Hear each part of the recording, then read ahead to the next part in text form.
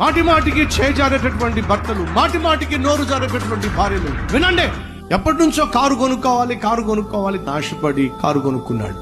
ఆ కారును తనే క్లీన్ చేసుకునేవాడు. అలా తండ్రి కారు క్లీన్ చేస్తూ ఉంటే కొడుకు సహాయం చేసేవాడు. క్లీన్ చేస్తున్న సమయంలో ఒక పెన్సిల్ తీసుకొని కారు దగ్గర గీతలు గీటి మొదలు పెట్టాడు. అది చూశాడండి తండ్రి. చెప్పొచ్చుగా, నాన్న అలా గీతలు గీయకూడదురా, చెప్పొచ్చుగా. ఏం చేస్తున్నావు నువ్వు అని చెప్పి అక్కడ రాడ్డు ఉంటే ఆ రాడ్ తీసుకుని కొట్టాడు. అది వెళ్ళి పాపం తనకి కనతమే తగిలిందండి. కొడుకు అక్కడికక్కడ పడిపోయాడండి. ఉలుకు లేదు పలుకు లేదు.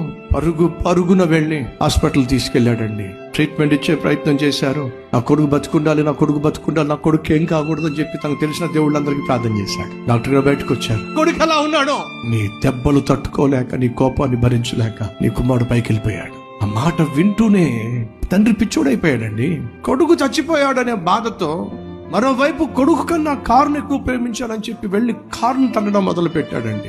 తంతు అసలు ఆ కొడుకు పిచ్చి గీతలు గీశాడు కదా, ఏం గీశాడు అక్కడ అని చెప్పి వెళ్ళి అక్కడికి వెళ్ళి చూస్తే ఐ లవ్ యూ డాడీ అని రాశాడు. కొడుకు పిచ్చి గీతలు గీలేదండి, తన ప్రేమను వ్యక్తపరిచాడండి. ఈ కోపిష్టికి ఏమర్థం అవుతుంది? ప్రేమ, అనురాగము, ఆప్యాయత.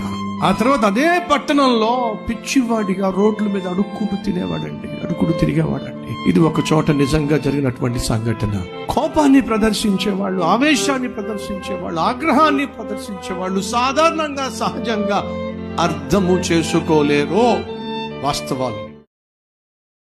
ఈ రీల్ లైక్ చేయండి, అనేక మందికి షేర్ చేయండి.